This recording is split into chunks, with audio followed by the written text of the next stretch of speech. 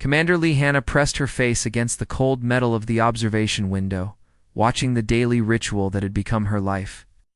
Below in the cargo bay, 20 human workers moved like ants around massive containers of refined xeridium. Their movements were precise and efficient.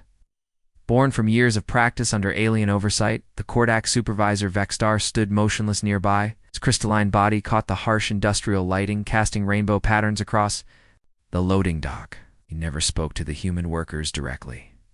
To him, they were simply biological equipment that required minimal maintenance and performed adequate labor. Load faster. Vexstar's mechanical translator announced. Transport schedule cannot be delayed. Hannah clenched her fists. 50 years.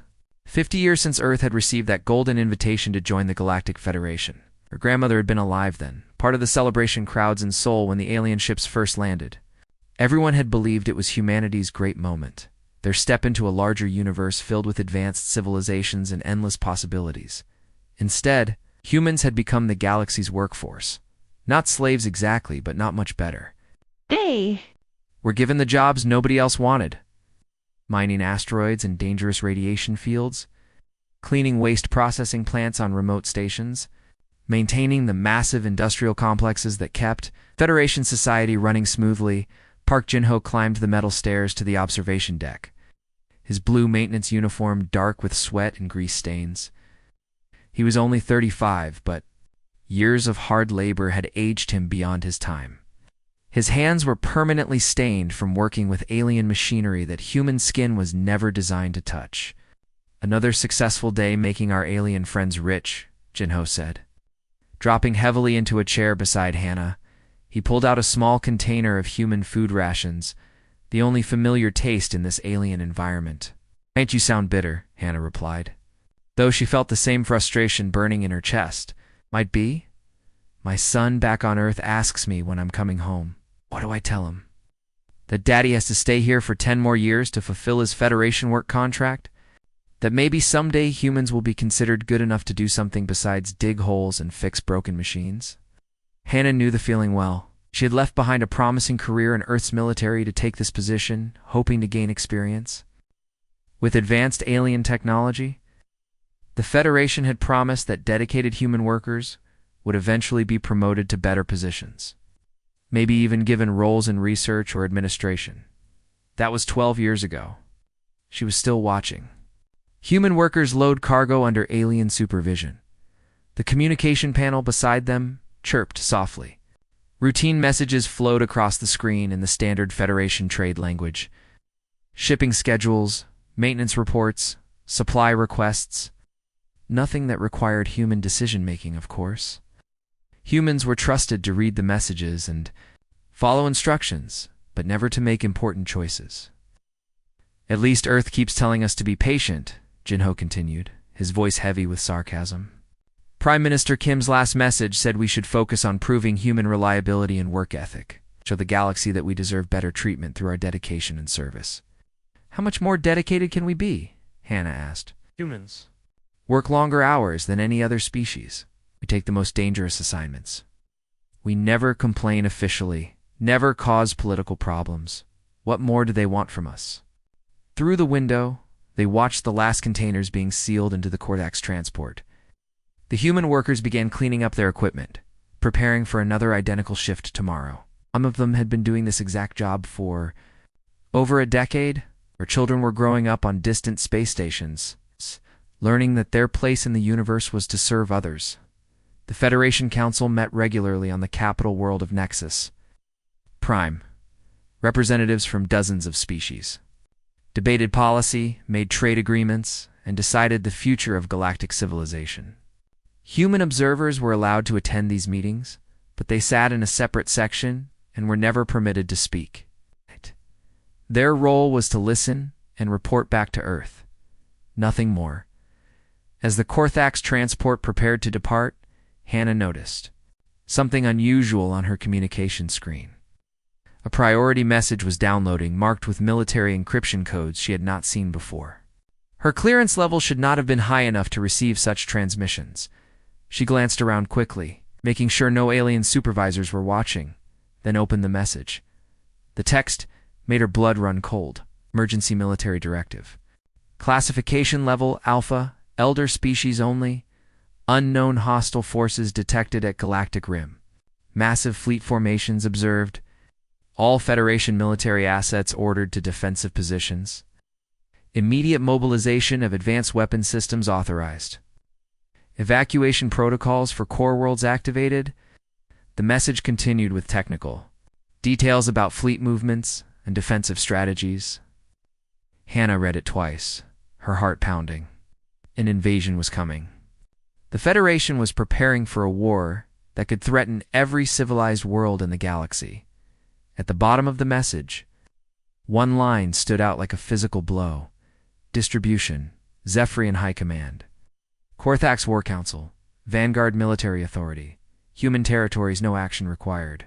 Humanity had not even been warned. Captain Kim Tae-young had never seen fear in a Zephyrian's eyes before.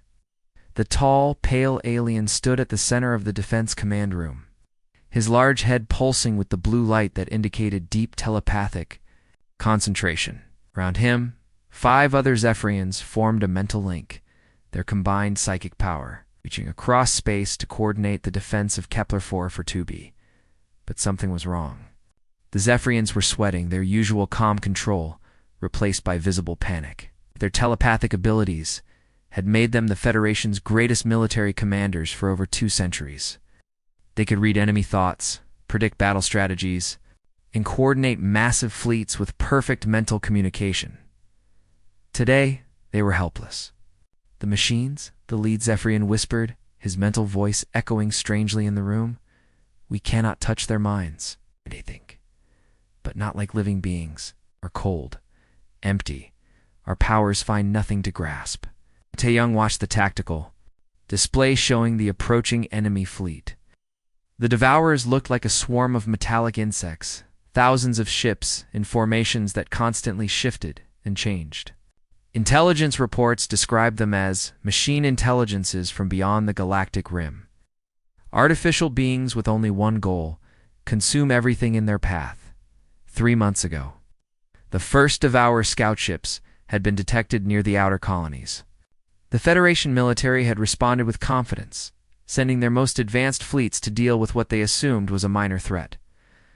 Those fleets had simply vanished. No distress signals, no battle reports, nothing but silence.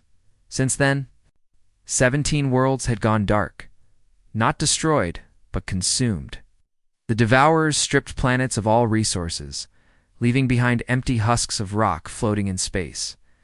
Entire civilizations disappeared in a matter of days. Communications Officer Choi Minji looked up from her station, her face tight with worry. Captain, the Korthax battle fleet is engaging the enemy at the system's edge. The main screen showed the battle unfolding in the distance. Massive Korthax warships, their crystalline hulls gleaming, fired concentrated energy beams at the approaching Devourer swarm. For a moment, it looked like the advanced alien weapons were working. Devourer ships exploded in brilliant flashes of light. But then, something impossible happened. The remaining Devourer ships began to change. Their hull patterns shifted. New armor plating grew across their surfaces. When the Korthax fired again, the energy beams were absorbed harmlessly into the enemy ships.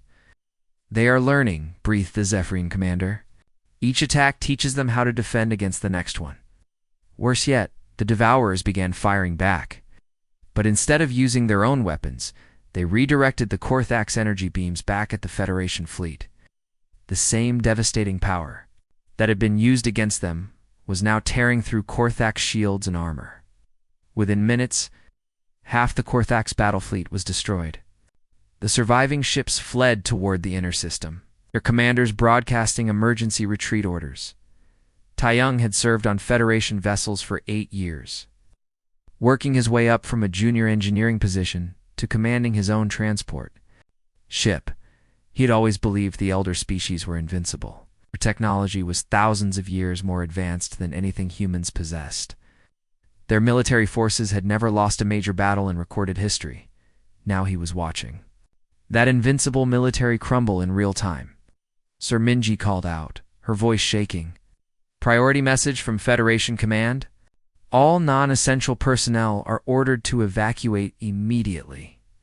Transport ships are being assigned to carry civilians away from the combat zone. Tae-young felt a surge of relief. Finally, someone was thinking about the millions of people living in this system. 3 major worlds, dozens of mining stations, and countless smaller settlements filled with families and workers. "Show me the evacuation assignments," he ordered. Minji's fingers flew across her control panel, downloading the detailed evacuation protocols. Lists of ships, passenger manifests, pickup schedules, everything organized with typical Federation efficiency. But as she read through the data, her expression changed from relief to confusion, then to horror. "Captain," she said slowly, "there are evacuation ships assigned to the Zephyrian Research Station on Kepler 4 to be transport vessels for the Korthax Industrial Complex on the second moon, medical ships for the Vanguard military base." She paused, checking the data again, as if hoping she had made a mistake. "Oh. What about the human colonies?" Tae-young asked, though he was beginning to suspect the answer. "There are 3 human mining settlements in this system, sir. New Busan Colony has 42,000 residents. The asteroid mining stations have another 15,000 workers. But there are no evacuation ships assigned to any human territories." Tae-young stared at the evacuation orders, reading them himself to make sure. Every Federation species was listed. Every important facility had been assigned rescue vessels. But humanity was simply not mentioned anywhere in the protocols. Through the bridge viewports, they could see Federation ships jumping to hyperspace. Sleek Zephyrian vessels, massive Korthax transports, angular Vanguard warships, all fleeing toward the safety of the core worlds, loaded with their own people. The human colonies were being left behind. 47,000 people, abandoned without even a mention in the official evacuation plans. To the Federation leadership, humans were so unimportant that saving them had never even been considered. As the last Federation ship disappeared into hyperspace, Tae-young realized the terrible truth. The galaxy's protectors were running away. Humanity had been forgotten once again. Commander Lee Hanna floated in the empty space where New Busan Colony had once thrived. Through the cracked viewport of her salvaged ship, she could see twisted metal fragments drifting like grave markers. 42,000 people had lived here just 3 weeks ago. There was nothing but debris and silence. The silence was the worst part. Every time her communications went quiet for too long, Hannah knew another human settlement had been discovered by the Devourers. Another group of miners, families, and workers had vanished without anyone in the galaxy caring enough to help. The commander called Seo Ji-hoon from the tactical station. His uniform was patched with different colored fabric, like most of their equipment cobbled together from whatever they could find. Long-range sensors showed the Devourers have taken the Kepler mining complex. That's 18 settlements lost this week alone. Hannah closed her eyes, feeling the weight of every lost life. When the Federation forces had retreated 6 months ago, they had left behind millions of humans scattered across hundreds of worlds and stations. Some communities had tried to evacuate on their own, using civilian transports and cargo ships. Most had been caught by the advancing machine army before they could escape. "Any response from Federation Command to our distress signals?" she asked, though she already knew the answer. "Nothing, sir. We've been broadcasting on all emergency frequencies for 3 months. Either they can't hear us, or they don't want." 2. The truth was becoming clear to every human who had survived the initial Devourer advance. The Federation had written them off as acceptable losses. The elder races were safe behind their defensive lines around the core worlds, protected by massive fleets and planetary shields. Humanity was trapped on the wrong side of those defenses, fighting for survival with whatever weapons they could improvise. But something strange was happening in that fight for survival. Humans were lasting longer against the Devourers than anyone had expected. Same machine intelligence that had crushed Federation fleets was struggling against desperate human resistance. Engineer Yoon Seo-gujin approached Hannah's command chair, carrying a piece of twisted metal and electronics. His hands were covered in burns from working with alien technology, but his eyes were bright with discovery. "Commander, we pulled this processing unit from a damaged Devourer scout ship. I've been studying it for 2 weeks and I think I understand." Something important. He set the device on the navigation table, pointing to various components that meant nothing to Hannah but clearly excited him greatly. The Devourers are learning machines. Every time they encounter a weapon or tactic, they analyze it and develop countermeasures. That's why they destroyed the Federation so easily. Energy weapons, psychic attacks, advanced battle formations, the machines studied everything and adapted. So why are we still alive? Hannah asked. Xiao-Qin grinned, the first genuine smile she had seen from anyone in weeks, because we're using weapons and tactics that don't make sense to them. Look at this data stream. It shows their attempts to analyze our kinetic projectiles and chemical explosives. He pulled up readings on a small screen, showing patterns of machine logic, trying to process human combat methods. When a Korthax fires an energy beam, the Devourer can calculate the power output, frequency, and optimal defense. But when we fire a simple bullet or detonate a basic explosive, their computers keep running calculations, trying to find the advanced principle behind it. They can't understand that sometimes the simplest solution is the best one. Hannah studied the data, beginning to understand. They're overthinking our attacks. Exactly, and it gets better. Remember the Battle of Mining Station Alpha 7? Park Min-ho rammed his transport into the Devourer command ship. Hannah nodded. It had been a desperate move that had somehow worked, destroying an entire enemy squadron. The machines spent hours analyzing that attack, trying to understand the tactical advantage of suicide ramming. They couldn't compute why someone would deliberately destroy their own ship for no logical gain. It broke their decision-making process for the entire battle. For the first time in months, Hannah felt something like hope stirring in her chest. Humanity's greatest weakness, their primitive technology and unpredictable nature, is becoming their strength against an enemy that relied on logic and adaptation. Communications Officer O'Hedgen suddenly looked up from her station, her face showing surprise and excitement. Commander, I'm receiving a transmission. It's coming from the direction of Earth. The bridge fell silent as Hedgen worked to clean up the signal. It had traveled across hundreds of light years, bouncing through relay stations and surviving interference from the war zone. Finally, a clear voice emerged from the speakers. It was speaking Korean, with an accent from the old country that made Hannah's heart ache with homesickness. This is Earth Command to all human resistance forces in Federation space. We know you're out there. We know you've been fighting alone while the galaxy abandoned you. But you are not forgotten. Earth has not forgotten her children among the stars. The message continued, but Hannah barely heard the technical details. After 6 months of silence from home, after watching the Federation write them off as acceptable, casualties Earth was telling them they mattered. Maintain your positions. Continue your resistance operations. Help is coming. We repeat, help is coming. As the transmission ended, Hannah looked around at her crew. These people had lost everything, their homes, their families, their future. But they had not lost their hope. Earth remembered them.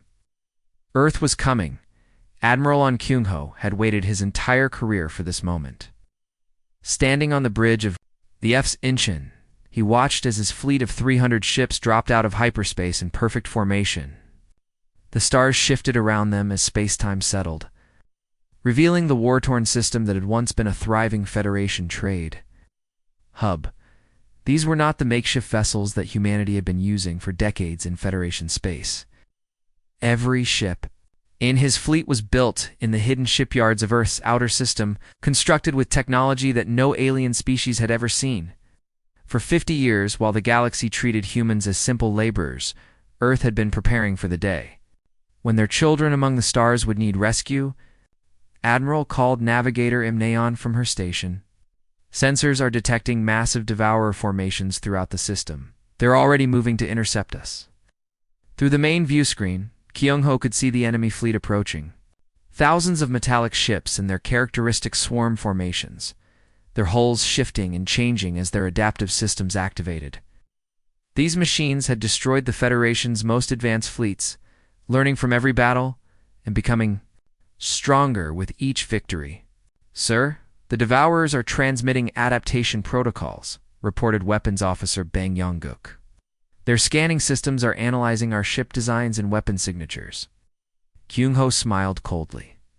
Let them scan all they want. They've never encountered anything like what we're bringing to this fight.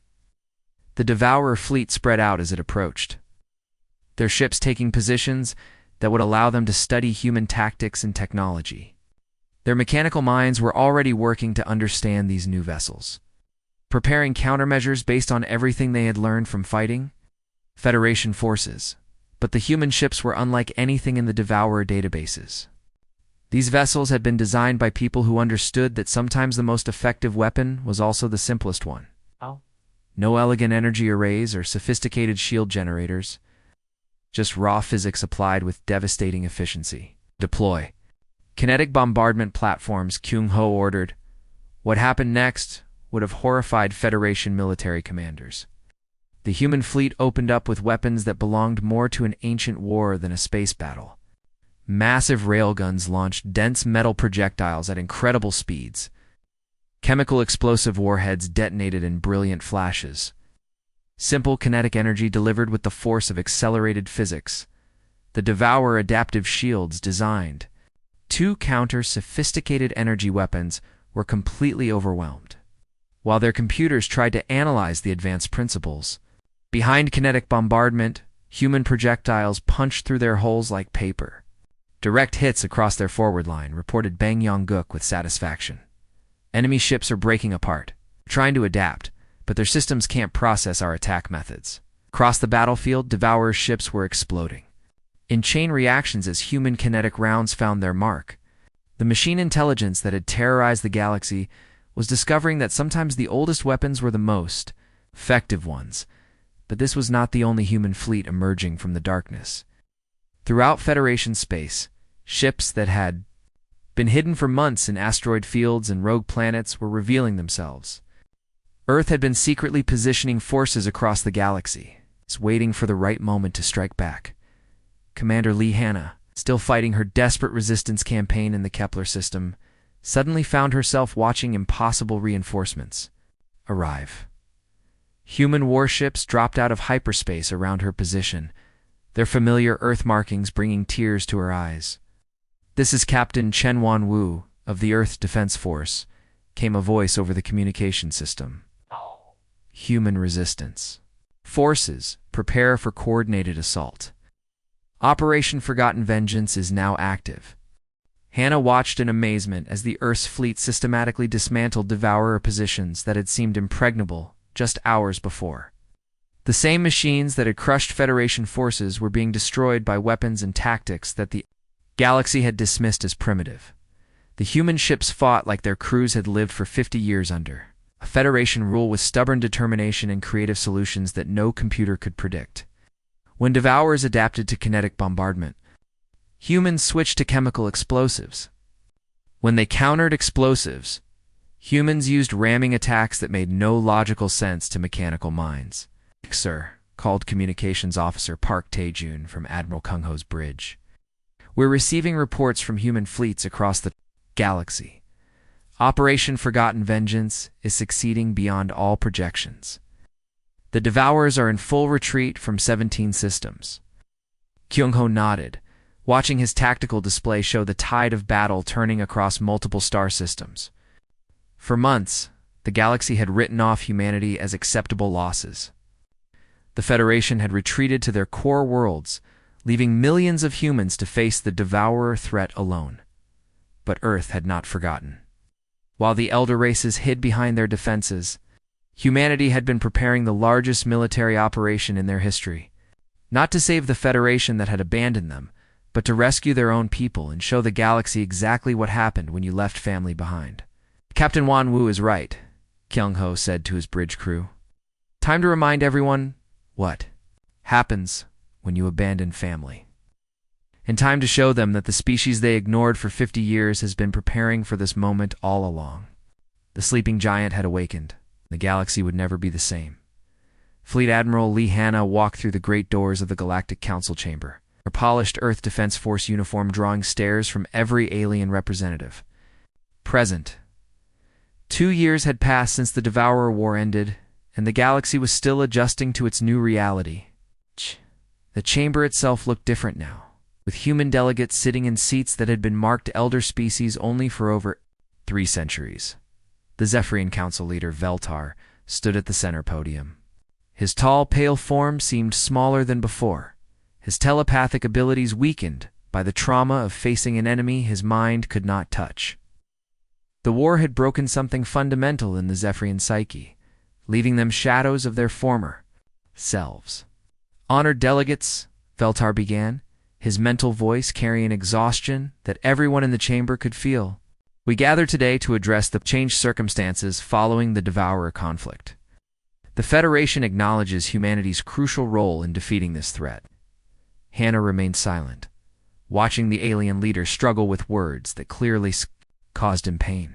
Around the chamber, representatives from dozens of species shifted uncomfortably in their seats. The Korthax delegation glowed with dim, nervous light. The Vanguard military commanders sat rigid with barely contained anger. "In recognition of human contributions," Veltar continued, "the Federation Council is prepared to offer improved status to Earth and its colonies, its expanded mining rights, better working conditions, and representation on selected subcommittees." Ambassador Kong Do-Yan, Earth's chief diplomat, stood slowly from his seat. He was a small man with gray hair and kind eyes, but his voice carried the authority of a species that had saved the galaxy and would not be ignored again. "Respected Council Leader Do-Yan said politely, humanity appreciates your acknowledgement of our service. However, we are not here to negotiate improved servitude." The chamber fell completely silent. Through the massive windows that surrounded the council floor, every delegate could see the human patrol fleets that now maintained order throughout Federation space. Sleek Earth warships moved in formations that spoke of discipline and overwhelming firepower. "Our terms are straightforward," Do-Yan continued, his voice calm but firm. "Full voting rights in all Federation matters, reparations for the colonies you abandoned during the war, recognition of human sovereignty over all territories we liberated from the Devourers, and a formal apology for 50 years of systematic discrimination against our species." The Korthax representative, a massive crystalline being named Zekmal, rose from his seat with a sound like breaking glass. His form flared with angry red light as he spoke through his mechanical translator. "This is outrageous. You cannot make demands of the elder species. Your primitive weapons may have proven effective against the machines, but you remain a junior member of this Federation. You will not be dictated to." By his words stopped abruptly, as Admiral Park Min-ho activated a holographic display in the way. Center of the chamber, the tactical projection showed human fleet positions throughout known space. Hundreds of ships, each one carrying the simple but devastating weapons that had broken the Devourer invasion. "As I was saying," Do-Yan continued, "as if nothing had happened, these are our terms. They are not negotiable." Hannah stood up from her seat, drawing every eye in the chamber. She had been promoted to Fleet Admiral after the war, commanding the largest military force in the galaxy. Her voice carried the authority of someone who had fought desperately for survival while the Federation abandoned her people. "The war taught us many valuable lessons," she said, her words echoing in the vast chamber. "We learned that being forgotten can be an advantage. We learned that underestimation is a powerful weapon. Most importantly, we learned that family protects family, something the Federation never understood." She walked slowly around the chamber, looking directly at each alien delegate as she spoke. These were the same species that had dismissed humanity as useful but unremarkable for half a century. Now they watched her with fear and respect. "When the Devourers came, you ran. You evacuated your own people and left millions of humans to die. You didn't even include us in your evacuation plans. We were so unimportant that saving us never occurred." To you, the Vanguard military commander, General Thaxron, stood up angrily. "We were preserving our most advanced civilizations. Humans were ... expendable in the greater strategic picture." "Expendable," Hannah repeated, her voice deadly quiet. 47,000 people on the colonies you abandoned. Expendable. Families with children, workers who had served the Federation faithfully for decades, all expendable. She turned to face the full assembly, her expression cold as space itself. "You forgot about us completely. But we have long memories. We remember exactly who stood by us when the darkness came. We remember who fought beside us and who ran away to hide. The chamber remained silent as the implications sank in. Humanity now commanded the most powerful military force in the galaxy. The same species that had been dismissed as primitive laborers were now the Federation's protectors and enforcers. "We don't forget our friends," Hannah concluded, her voice carrying the weight of humanity's new position. "We certainly don't. Forget those who aren't." The galaxy's new order had begun. Forgotten had become the powerful, and they would never be ignored again.